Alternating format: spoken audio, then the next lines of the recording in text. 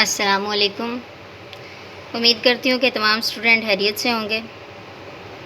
अच्छा, बहुत से स्टूडेंट्स की ये शिकायत करते हैं कि एमएससी का सिलेबस बहुत मुश्किल है, बहुत लेंथी है, ठीक है। इसके सवालात जो हैं वो बहुत मुश्किल हैं, हमें मसला करते हैं, ठीक है। बहुत से कंसेप्ट जो हैं वो समझ नहीं आते, तो जिसकी वजह से हम अपने इम्तिहानात की तैयारी जो है वो भरपूर तरीके से नहीं कर सकते।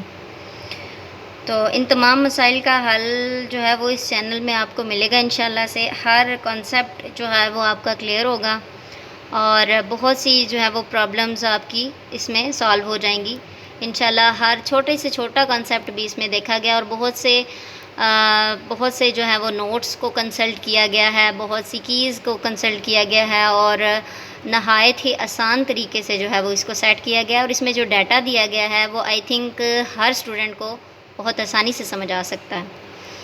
और हमारी कोशिश होती है कि हम उस तरीके से समझाएं कि हर स्टूडेंट को क्लियर हो, ठीक है, हर चीज़ क्लियर हो और बहुत आसानी से आप लोगों को जो है वो समझ आ जाए। तो आज का टॉपिक हम एक्सप्लेन करने वाले हैं वो क्या है, डायगोनलाइज द मैट्रिक्स, ठीक है। मैट्रिक्स को डायगोनलाइज किस तरह से करते हैं।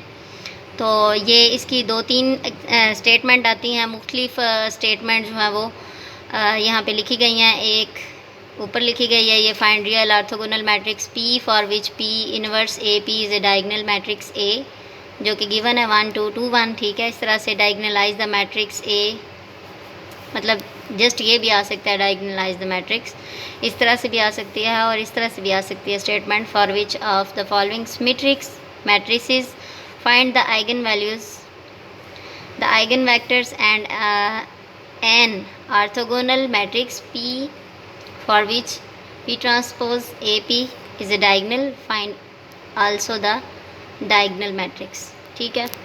तो हमने जस्ट एक ही स्टेटमेंट याद रखी होती है और उसका जो सलूशन होता है, जब वो स्टेटमेंट थोड़ी सी चेंज करके एग्ज़ाम में आती है तो स्टूडेंट परेशान हो जाते हैं कि इसका क्या, इसको कैसे सॉल्व करना है, ठीक है। अब हमने अगर ये याद की हुई है, ठीक है, या हमारे माइंड में ये है तो जस्ट ये आ जाए डायगोनलाइज द मैट्रिक्स, तो हम कहेंगे ये क्वेश्चन तो नहीं हमें आता।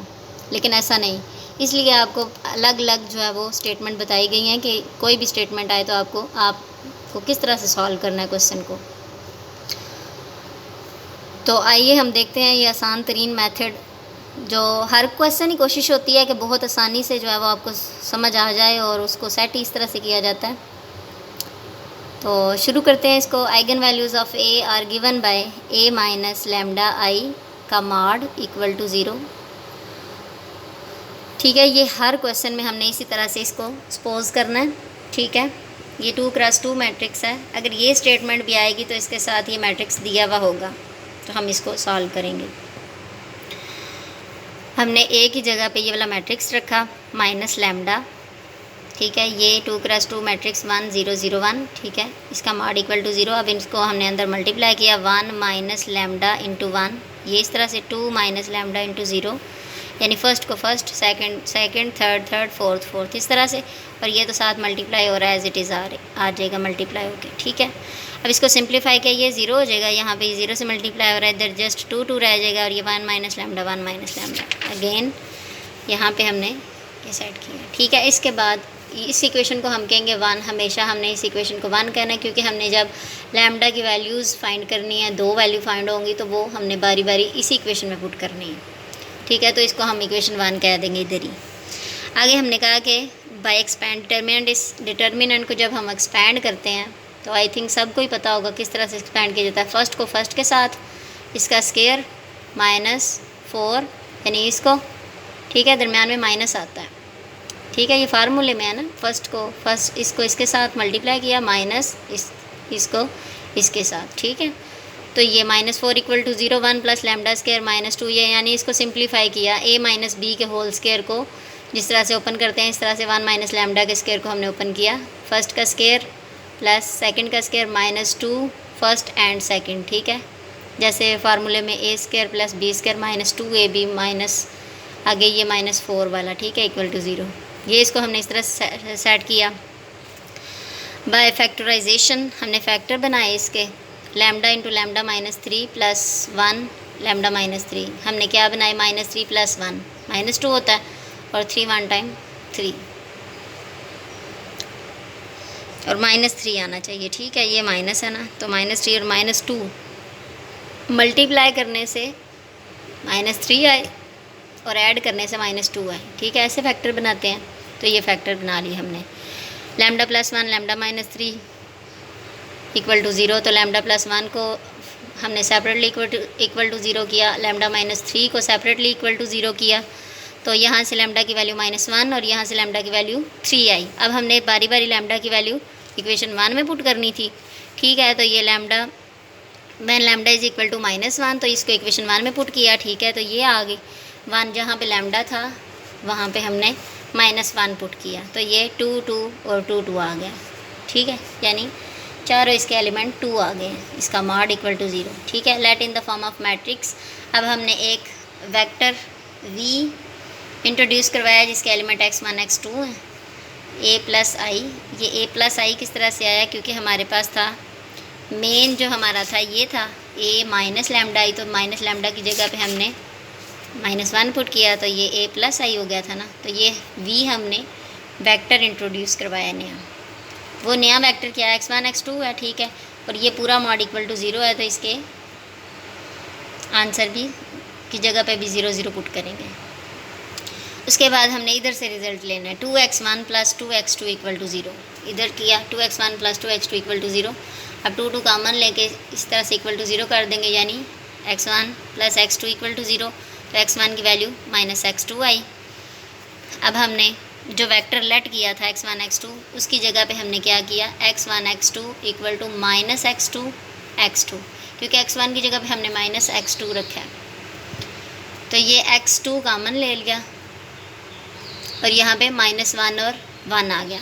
दस -1 1 transpose is an eigen vector, we normalize it to get -1/√2 1/√2 का ट्रांसपोज। अब हमने दूसरी वैल्यू फाइंड की थी लैम्डा की, वो क्या थी, लैम्डा इक्वल टू 3 थी। तो हमने when lambda is equal to 3 put किए इक्वेशन 1 में। इक्वेशन 1 में पुट करेंगे तो ये minus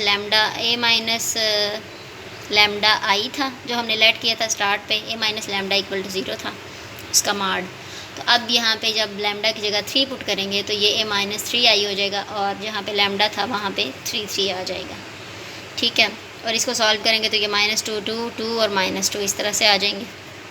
a minus 3 I into V, यानी यहाँ पे भी हमने वेक्टर इंट्रोड्यूस करवाया जैसे हमने पहले में इंट्रोड्यूस करवाया था लैम्डा की वैल्यू फाइंड करने के बाद, और यहाँ पे भी हमने लैम्डा की वैल्यू पुट की और यहाँ पे हमने v इंट्रोड्यूस करवाया वेक्टर x1 x2, और ये इक्वल टू 0 था तो यहाँ पे 0 0। अब यहाँ से भी ऐसी रिज़ल्ट लेना है, -2x1 plus 2x2 equal to 0, तो -x1 plus x2 equal to 0, x2 is equal to x1 आ गया। अब हमने जो वेक्टर लेट किया x1 x2, उसमें हमने x2 की जगह पे भी x1 पुट करेंगे।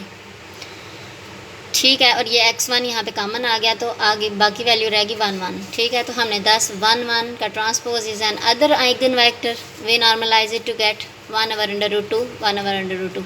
ये नॉर्मलाइज करने का मेथड तो इस तरह से है ना कि जो इसकी वैल्यूज़ होती हैं उसका स्केयर लिया, ठीक है, उसका अंडर रूट लिया, तो दोनों का स्केयर लें अंडर रूट लें तो √2 आता है, और ऊपर वैसे ही 1 1 है। ठीक है, तो इसका ट्रांसपोज। अब हमने p को किस तरह सिलेक्ट करना होता है, जो हमने ये दो हमने वैल्यूज़ फाइंड की हैं, इसको नॉर्मलाइज़ किया, और इससे पहले हमने यहाँ पे इसको नॉर्मलाइज़ किया था, यानी जब हमने lambda is equal to -1 put किया तो नॉर्मलाइज़ किया, ये वैल्यू आई।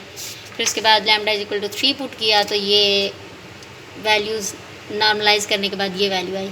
अब वो पहली वैल्यू हम ऊपर रखेंगे p में फर्स्ट रो पे, और इसके बाद इसको सेकंड पे रखेंगे, इस तरह से सेट करेंगे हम इसको। अब हम चेक करेंगे कि इस डायगनल में सेम वैल्यूज़ होंगी, तो इसका मतलब अगर सेम वैल्यूज़ हों तो इसका मतलब है कि p inverse is equal to p transpose is equal to p, यानी इसका अगर ट्रांसपोज लें फिर भी p रहेगा, इन्वर्स लें फिर भी p होगा। ठीक है, तो हमने इसको इस पॉइंट पे चेक करना होता है कि ये p inverse p transpose equal to p है, तो फिर हम आगे इसको सॉल्व करते हैं। p ट्रांसपोज AP, तो ये हमने p ट्रांसपोज की जगह पे भी ज़ाहिर है p ही पुट करना है, और a की जगह पे वो जो a हमारा गिवन है, जो हमने क्वेश्चन में हमने ये जो हमारा गिवन क्वेश्चन में दिया गया मैट्रिक्स, उसको लेट किया था, सॉरी उसको वो गिवन था तो उसको a रखा, और ये एंड पे p है तो हमने p रख लिया इसको। ठीक है। आगे हम इसको तो पता है हमें, first row first column, first row second column, इसी तरह से second row first column, second row second column, ये हमने इस तरह से इसको मल्टीप्लाई कर लिया और ये एज इट इज़ आ गया। इसके बाद हमने इसको सिंप्लीफाई किया तो ये आंसर आ गया, ये एज इट इज़ आ गया। इसके बाद फिर हमने इसी तरह से first row first column, first row second column, इसी तरह से सेकंड रो फर्स्ट कॉलम और सेकंड रो सेकंड कॉलम, ये इस तरह से हम इसको कर रहे हैं। और यहाँ पे हमने, अब हम इसको मज़ीद सिंप्लीफाई करेंगे तो ये -1 आ जाएगा और ये तो ज़ीरो हो गया। -3/2 है तो ये +3/2 है तो ये ज़ीरो हो जाएंगे। और यहाँ पे -1/2 +1/2 -1/2 है, ये भी ज़ीरो हो जाएगा और ये 3 हो जाएगा। 3/2 + 3/2 तो ये 3 रह जाएगा। तो अब हमने इसको चेक, ये हमारा रिक्वायर्ड मैट्रिक्स P है, ठीक है, क्योंकि P = P ट्रांसपोज भी है, A भी है और P भी है। P = P transpose AP। अब हमने इस क्वेश्चन को जब सॉल्व करना है तो हमने कहाँ से हमें पता चलेगा कि ये क्वेश्चन हमारा ठीक सॉल्व हुआ है। हमने लैम्डा की वैल्यूज़ निकाली -1 और 3, ठीक है। तो हमारी जो क्वेश्चन सॉल्व करने के बाद एंड पे हमारी जो डिटर्मिनेंट आया है, सॉरी मैट्रिक्स आई है, वो क्या है, उसमें -1 और 3 होना चाहिए जो हमने लैम्डा की वैल्यूज़ निकाली हैं। उसके बाद बाकी सारे एलिमेंट जो होंगे वो ज़ीरो होंगे, ठीक है। तो हम ये कहेंगे कि हमारा क्वेश्चन बिल्कुल ठीक सॉल्व हो गया। Thank you for watching. अल्लाह हाफिज़। उम्मीद है आपको अच्छी समझ आ गई होगी इसकी।